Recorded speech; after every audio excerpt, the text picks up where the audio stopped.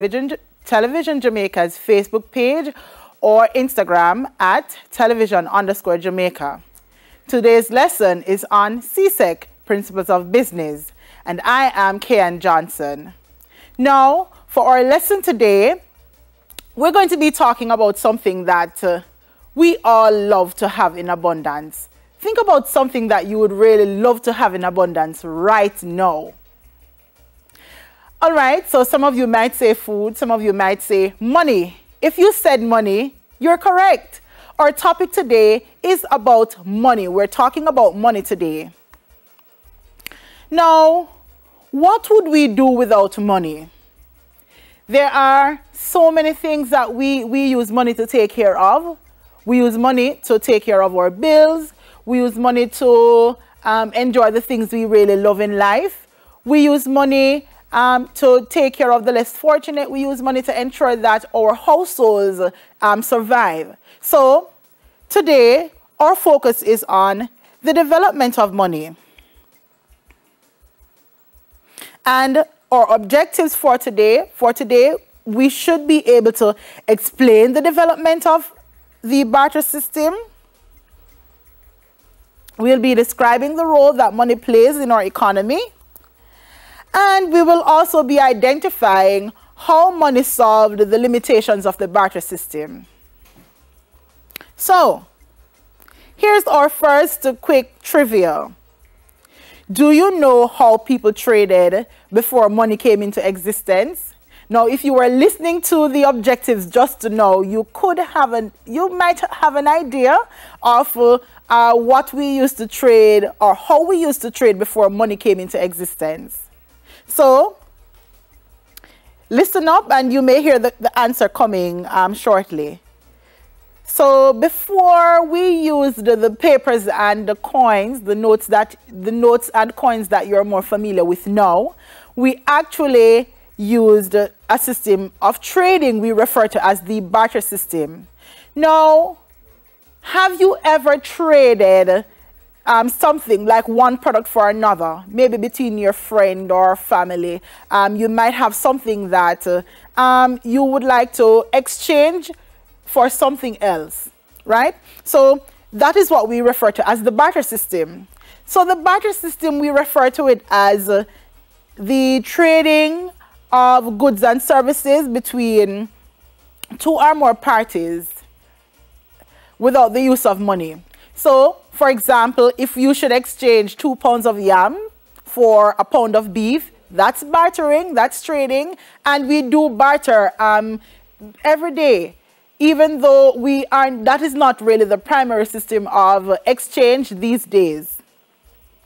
All right, so today we want to focus on the limitations of the barter system first.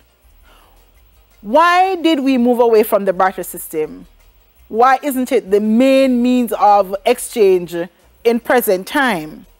So during the existence of the barter system, when that was the main means of exchanging, we had some problems that existed with trading goods for goods and services for services, or goods and services. And one of the main problems that we discovered, or that were discovered in the barter system, we have the lack of double coincidence of wants. Now, think about the trading of goods and services. In order for us to really successfully trade goods and services, we would really have to have a double coincidence of wants. So, you had to have the coincidence of you having what I want to trade with, and I must also have what you desire, so that trade can be successful. Therefore, the barter system, when it existed as the primary means of exchanging, we had the lack of double coincidence of wants. So in this system, we say that the barter transactions can only be possible when two persons desire the exchange of commodities, and they should have the commodity that they mutually would really like to trade. So we call this double coincidence of wants. For example, if Kristen, let's say we have a pig farmer called Kristen, and she wants to trade corn, trade her pigs for corn. She would need to find a corn farmer who wants pork or who wants the pig. So this is sometimes hard to really find within the barter system. For example, let us say she found a corn farmer, Sashika, who may not eat pork. She would want the corn from Sashika, but Sashika wouldn't really want the pig. So she would really have, maybe Sashika is a Seventh-day Adventist. Maybe Sashika doesn't really like pork. So she would really have to find somebody with whom she can really agree upon an exchange. So that's the first problem, that's the first limitation of the barter system. Now we had the second problem existing where we had the indivisibility of goods. Within the barter system, we had the problem where sometimes in trading, some goods just could not be divided. And if divided, you know, they would lose their values. So as it relates to one of the first issues that we discovered, or that was discovered in the barter system, is relating to goods that could not really be divided. And if divided, they would lose value. So, for example, goods like rice and flour could easily be divided, but there would have been some difficulty in exchanging these types of goods and trading with goods like livestock, animals. So let's look at another example of this, this problem. Exchanging 8 pounds of rice for 5 pounds of beef would really mean that that cow farmer would need to kill the cow and be left with the meat. And, you know, the meat would be at a risk of spoiling, or the farmer would be left with the task of finding more persons who would really like to trade the beef, or to buy the beef, or exchange the beef for whatever other good. So this problem is one other issue that existed within the barter system. We also have the third problem that developed, which we refer to it as the lack of storage of wealth. Now, when we think about storing wealth in present time, we think about how much money we can really put away in the bank, how much money we can store, we can invest. But unlike money, within the barter system, there were things that could not really be stored because they were perishable items. And even in storing those commodities, they would be perishable. We consider them to be perishable. They would spoil. So that is one thing that really existed within the barter system that caused it to fail. And let's look at an example really to understand this a little bit better. If farmers, let us say that we had a trade of livestock.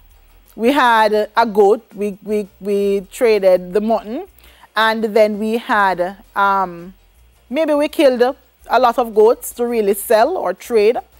And what happened is that, yes, we got some sold, but we are left with a certain amount on our hands. Or we could have traded what we have for corn, or we could have traded it for rice. All these produce or livestock, in storing them up, they run at a risk of spoilage. Therefore, the amount we store doesn't necessarily mean that we become wealthy. Unlike with money, the more we store, ceteris paribus, all things being equal, you know, we can increase our wealth, right? Notwithstanding inflation or the devaluation of the dollar. So when we talk about barter, that was one of the problems that developed. The fourth main problem that developed in the barter system was the problem of the exchange rate problem. So we had the issue of the common or agreed measure of value. Now, in present time, think about the things that you have. Maybe look in your surroundings and look at the things that you own. Think about its value. How much does it value in terms of a monetary figure? And if you're supposed to trade, let's say your phone with the phone of the person next to you, you may not agree on that exchange because it may be of a different value. You might own a Samsung Galaxy S9 Plus and your friend owns a banger's phone. So you might not agree on trade because you both know that, or maybe the other person thinks that their phone is of a greater value. So there may be a disagreement in trade. So whenever the barter system existed, that was one problem, where there were some persons who believed that their item was of a greater value than what others believed it to be. So there we had the exchange rate problem. So here's another little trivia. Can you name, based on what we have just discussed, can you name 2 problems that led to the failure of the barter system? We listed 4. Think about them. And for each trivia, we will be revisiting these questions at the end of our session. So think about your answers, and at the end, we'll see if you're getting them right. Okay?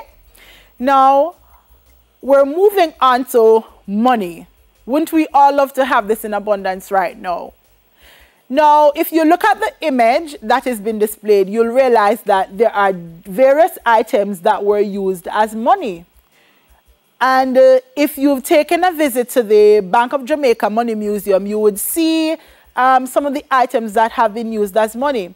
So looking in this image right here, you will see, I think these are cowrie shells. We have different types of metals. We have the introduction of notes and coins, which is the earlier, or the most recent use items that we use for money. We have other items that are not in this picture that have been used as money as well. So this thing that we all love, and we're told that this is the root of all evil. Money. What is money really? We can therefore define money, being that we use it to exchange it for goods and services. We can define it as being a medium of exchange that is widely acceptable, and it is acceptable by all persons within the economy. Now, early money, when money was introduced in different economies across the world, we had things like shells, metals, coins. We had even tooth being used as money. So money can also be a piece of paper with a historic image, that something of what we can really relate to now. And it is with items that are currently used as money, the value that people really places on it is really what gives it its worth. Because think of the things that we use as money now. Without those images and special features on them, they can just be used as waste paper. But money really have some characteristics. Now, before we look at the characteristics of money, it's important to look at the different types or classifications of money. Now, did you know that we have 2 different classifications of money, or main classifications of money? Yes, money can be categorized as being commodity money or fiat or token money. So what we really refer to as commodity money, these are items that they really have value in themselves. They can be used for something else, but we use them as money as well. So in certain times, I think it was during one of those wars, we had people trading commodities, and different items are used based on their value, or different items were given various values or varying values. We also have fiat or token money, and we also have the notes and coins that we really are familiar with today. So the fiat or token money are items that really serve as money, that they have no other value. They have no intrinsic value. So picture a $5,000 bill. If the image isn't printed on it and the special features are not on it, it is of no use. The paper itself has no value in itself. So it is referred to as a fiat or a token money. Now, let's look at another trivia question. Can you name any other commodity that has been used as money? Maybe you know something else that has been used as money. So think about this question, and we'll come back to this one at the end of our session. Okay, now let us look at some characteristics of money. Think about the money in your pocket right now, or in your wallet. Think about that piece of paper that you have, or it could be coins. What are some of the characteristics or criteria that instrument really have to pass to be classified as money? Let's look at a few of them.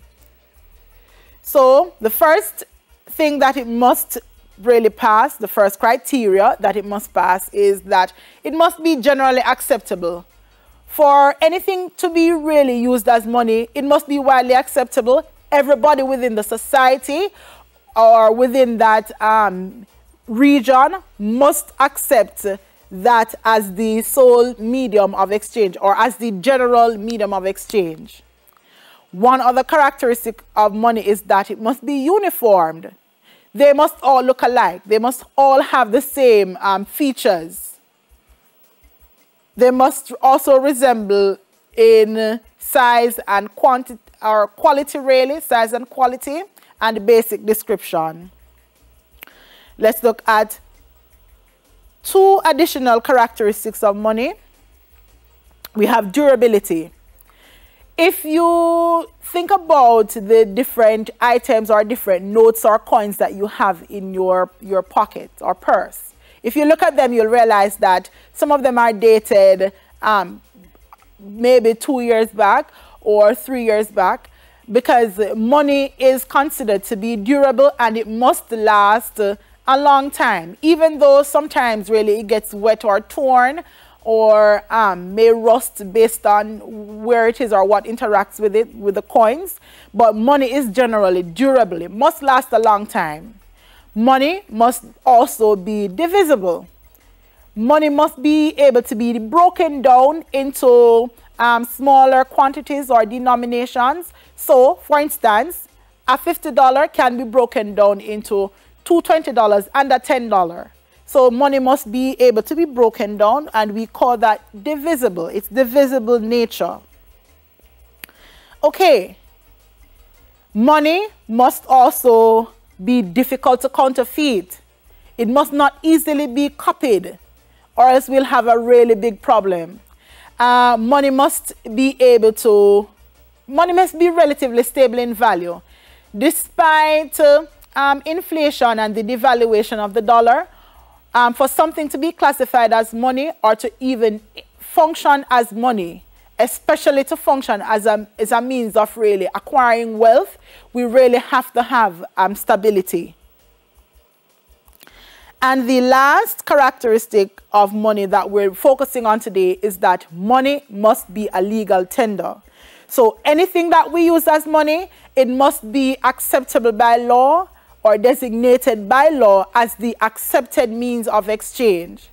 All right, so there are some instances where money, despite being a legal tender, can be refused, or can be refused. So, for instance, if you look at the GIF that's in the display, you'll realize that there's somebody trying to pay off his debts using some coins. So it is actually, according to US laws, and we look at this little sub area where Jamaican laws are concerned, but according to US laws, merchants can legally refuse payments in excess of 100 pennies.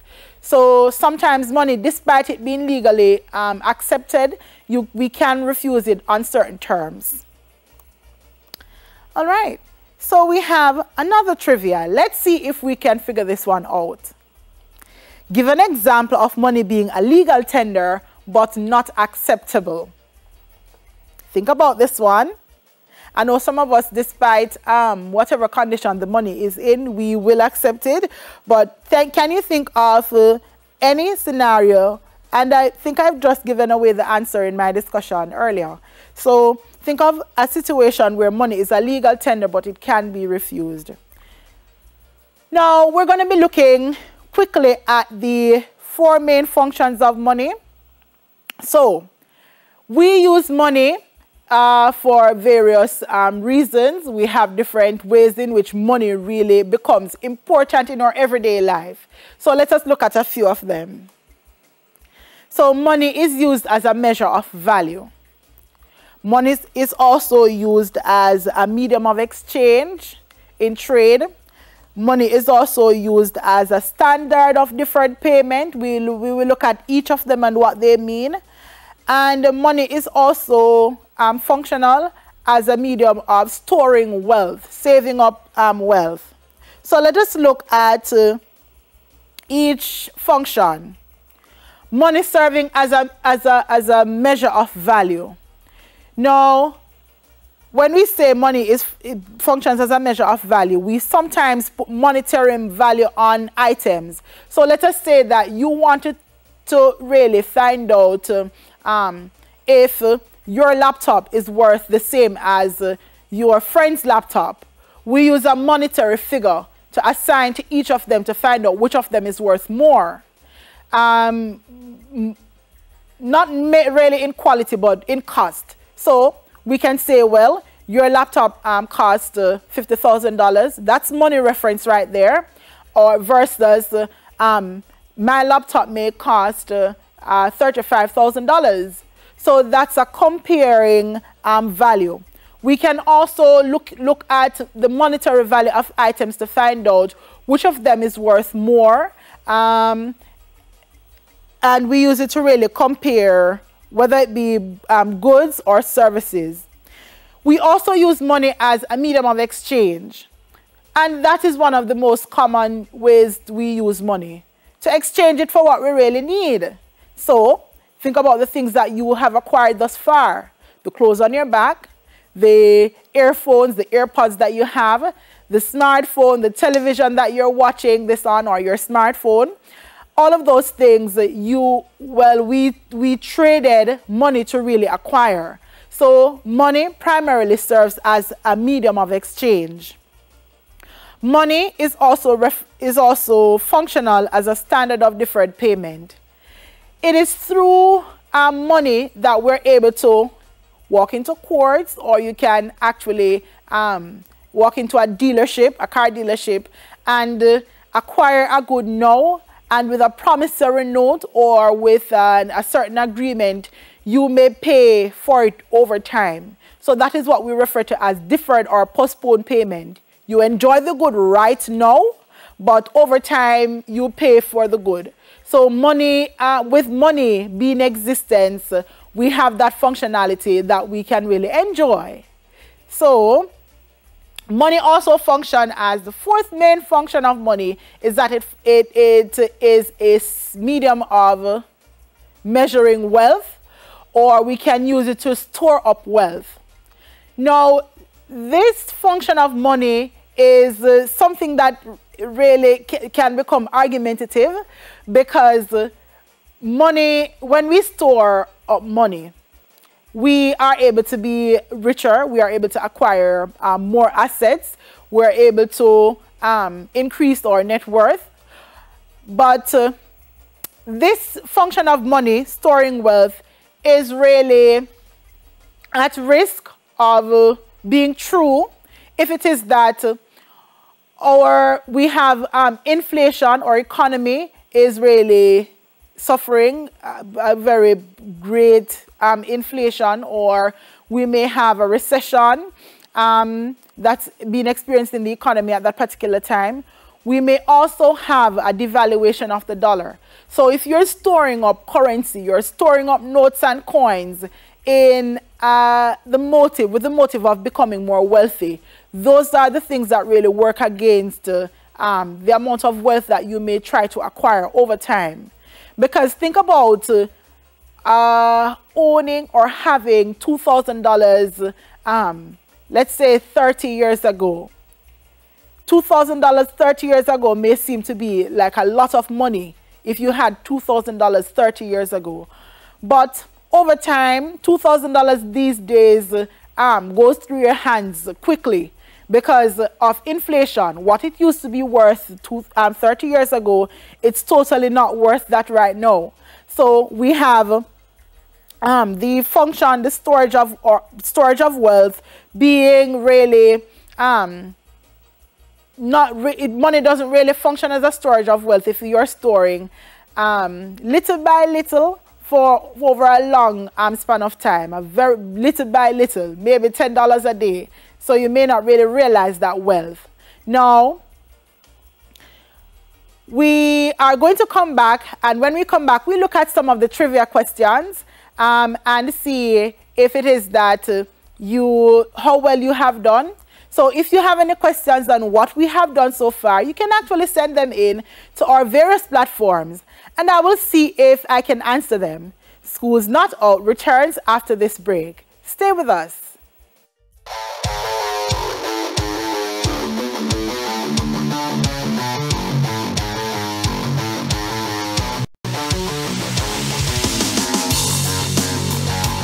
Wash your hands frequently with soap and water. Cover your nose and mouth when coughing with a tissue and dispose of it. Avoid close contact with anyone with a cold or flu-like symptoms. If you become ill, please visit your doctor or the nearest health center and share your travel history. The flu and coronavirus can kill. Let's protect each other.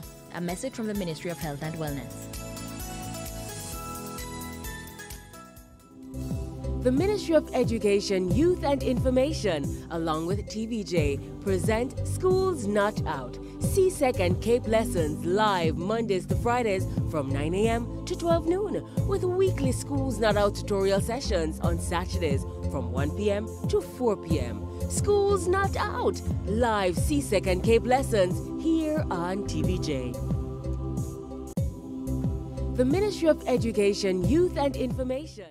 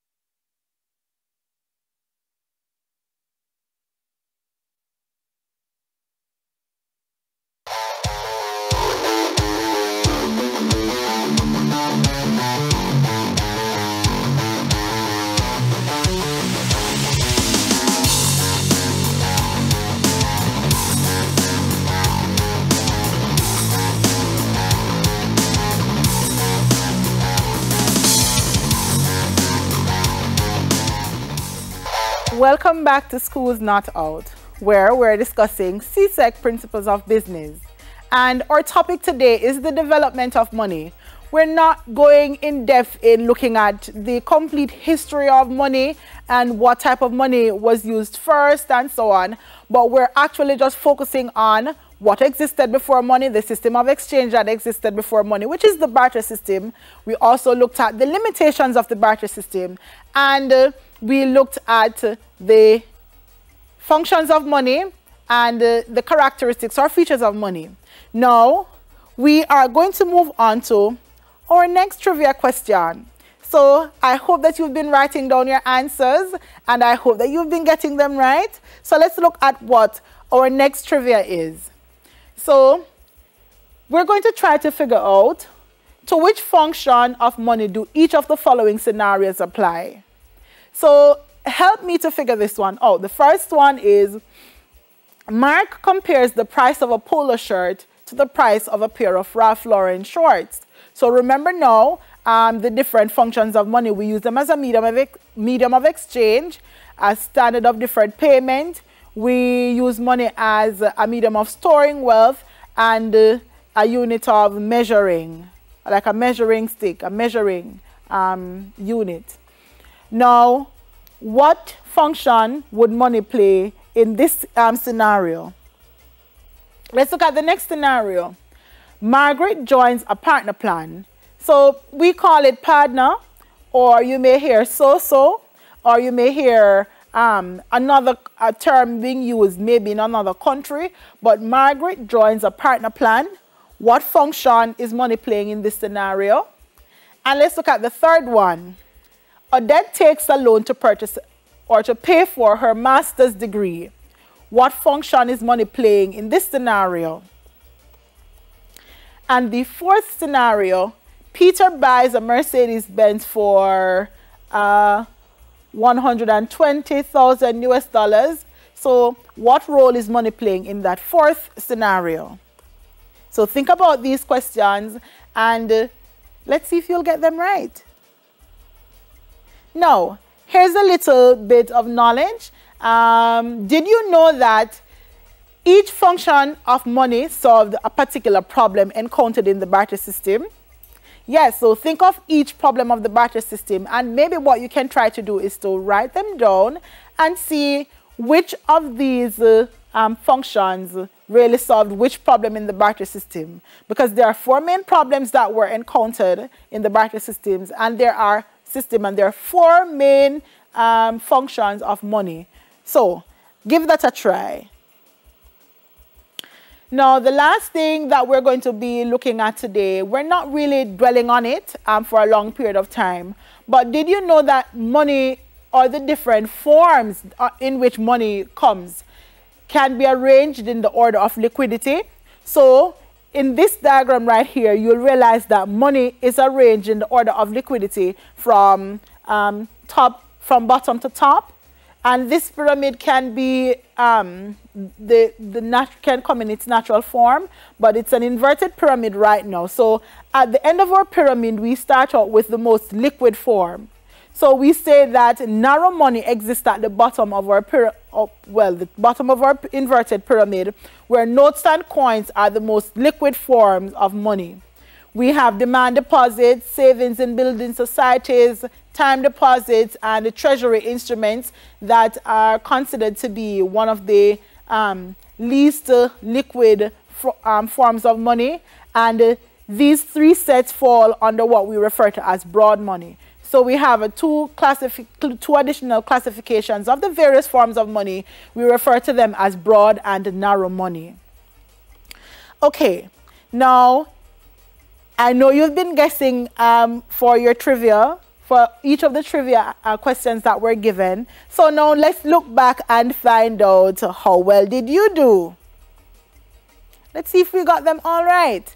So the first question that was asked is, do you know how people traded before money came into existence? All right. So if you guessed barter, you're correct. Awesome. All right, so let's look at our next trivia question. We have, can you name two problems that led to the failure of the barter system? Now, let's see if you got it right. Now, even though these are two answers that I produced or I provided, you might be able to name four. We had the lack of double coincidence of wants and indivisibility of goods. We also had the exchange rate problem and the storage of wealth issue. All right, here's our next trivia. Can you name any other commodity that has been used as money? All right, let's hear if you've guessed this one right. Let's see if you've guessed this one right. So cowrie shells, some of us might be familiar with these shells. I see sometimes we have them at the end of our hairs, like if we have a twist or a plait, sometimes they put them at the end some persons put them at the end of their twist or plait. Now, these shells were actually once used as money. So can you imagine if you had a lot of them stored up at home right now? You can just imagine if you had them back then, you might have had a lot of money. So cowrie shells were once used as money. And it is not only restricted to cowrie shells. In ancient Rome, they actually used to use salt as money. And you might be thinking about salt as money, but they actually used the salt as money or as a means of assuring wealth or showing wealth in ancient Rome. All right, so let's look at our next trivia. Give an example of money being a legal tender, but not acceptable. All right, so did you know that paying for goods in cash in excess of $1 million can be considered to be illegal? Now, we're going to look at why or how or when is it considered to be illegal to really carry out cash transactions in excess of $1 million. So that's one condition under which money is really an acceptable form of medium of exchange, but it can be refused. Also, money that's no longer in circulation, like the paper $20, that's no longer accepted. There are times when the Bank of Jamaica may have a recall of certain items we use as money or certain representation of money. So those are times when we are no longer accepting certain items as money. Now, here's the little fact that I wanted to share with you. According to the Proceeds of Crime Act in Jamaica, it is actually illegal for persons to pay for or receive cash in excess of $1 million without it being declared to the Financial Services Commission. So that's one little fun fact that you can take away from today's lesson. Okay, so let us see if we can recap and wrap up what we have spent time discussing today. So we looked at the history of money, and which included the barter system. We looked at the limitations of the barter system, why it no longer exists. So these are the limitations of the barter system, right? We also looked at the features of money, all these conditions that things must really meet in order to really be counted as money. Durability, portability, being homogeneous, and the list goes on.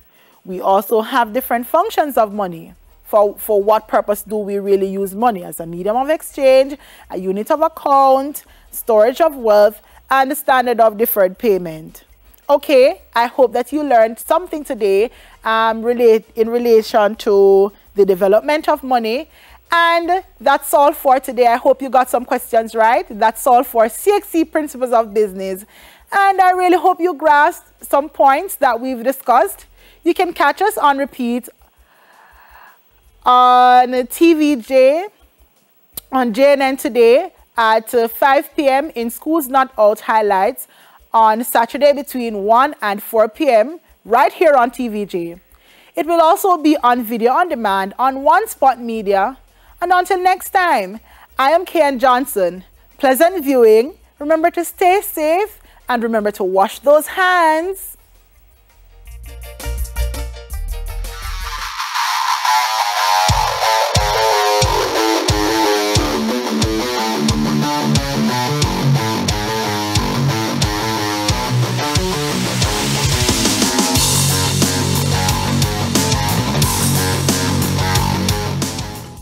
Your risk of viral illnesses like the flu and coronavirus. Wash your hands frequently with soap and water. Cover your nose and mouth when coughing with a tissue and dispose of it.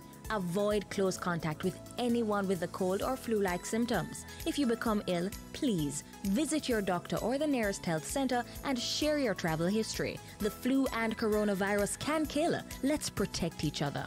A message from the Ministry of Health and Wellness.